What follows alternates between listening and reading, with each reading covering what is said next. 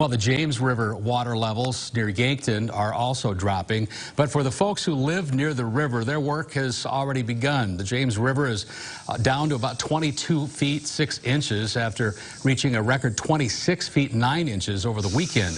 The Yankton County Emergency Management Department says that while some families are now able to get back inside their homes, they're still asking folks to consider certain safety procedures before returning.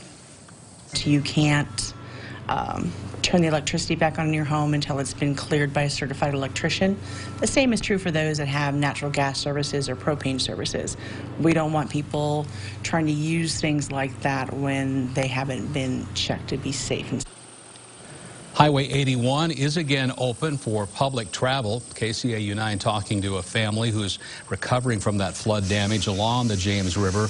We'll hear their story and share it with you tonight at 10.